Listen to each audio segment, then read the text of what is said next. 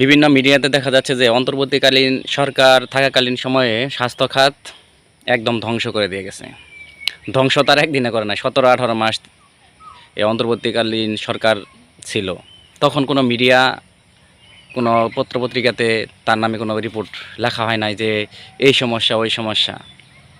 যখনই তার ক্ষমতা চলে গেছে তার নামে যত অভিযোগ শুরু হয়ে গেছে।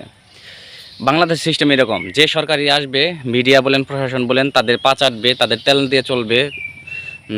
তাদের যেভাবে খুশামতি করলে, তেল দিলে ওরা ক্ষমতায় টিকে থাকবে, চেয়ারে বসতে পারবে, চাকরি পাবে, সুবিধা ভোগ করতে পারবে, এভাবে চলে। এই যে বর্তমানে এখন যারা সরকার আছে এদেরও হয়তো অনেক সময় দুর্নীতি হচ্ছে, হবে, এগুলা লেখা হবে না। যখন তারা 5 বছর পরে তাদের সরকারের মেয়াদ চলে যাবে তখন এই বিষয়ে রিপোর্ট হবে, তারা এটা করছে সেটা করছে। এই হলো বাংলাদেশের সিস্টেম। তো যাই হোক, তো বাংলাদেশে এখন ওই যে আপনার সংসদেও চলতেছে বিভিন্ন কথাবার্তা। জুলাই সনদ নিয়ে তো একদল মানে উঠে পড়ে লাগছে। বাংলাদেশে তেল নিয়ে সমস্যা, এটা নিয়ে কোনো সমাধান করার কোনো পদক্ষেপ নাই। আর পদক্ষেপ এটাই আছে যে এখন মার্কেট ব্যবসায়ীদের উপর চাপ বন্ধ করে রাখতে হবে। সরকারি অফিস 9টা থেকে 4টা পর্যন্ত খোলা রাখবে, স্কুল কলেজ বন্ধ, অনলাইনে ক্লাস ইত্যাদি বিভিন্ন মানে তারা সমাধান খুঁজতেছে।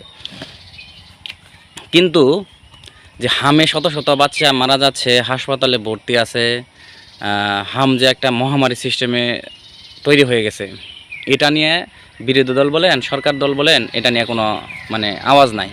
শুধু পত্রপত্রিকাতে দেখা যাচ্ছে কি যে অন্তর্বর্তীকালীন সরকার থাকাকালীন সময়ে দেশের স্বাস্থ্য খাত দুর্নীতি হয়েছে বা কাজ হয় নাই, এই হয় নাই, সে হয় নাই।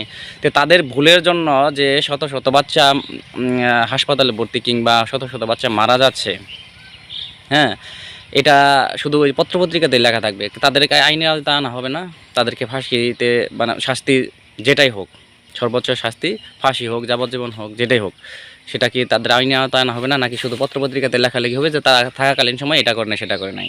এটা করলে পার পাওয়া যাবে। আপনার জুলাই আন্দোলনে যখন 14-1500 মানুষ মারা গেছে, এটাও যেমন প্রতিটা মানুষের জীবনের মূল্য এবং বিচার হওয়া উচিত। এখন বর্তমানে যে যাদের ভুলের জন্য মানুষ মারা যাচ্ছে কিংবা শিশু মারা যাচ্ছে, এদেরও কিন্তু শাস্তির আওতায় আনা উচিত।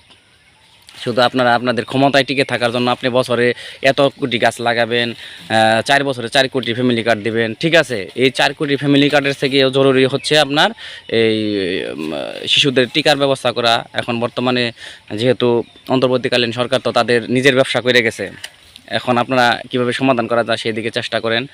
তারপরে আপনার এই জ্বালানি সংকট, এটার জন্য আপনার মিল ফ্যাক্টরি বিভিন্ন কিছু বন্ধ হয়ে যাবে যদি এইভাবে চলতে থাকে। আপনারা মুখে বলতেছেন যে তেলের কোনো সংকট নাই, অথচ আপনি দেখবেন যে বিভিন্ন এই তেলের পাম্পে শত শত হাজার হাজার গাড়ির লাইন।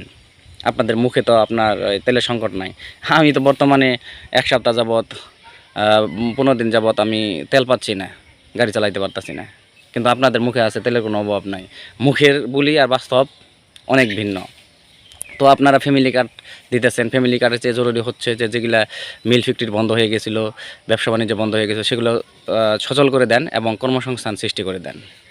সবাই ভালো থাকবেন। আল্লাহ হাফেজ।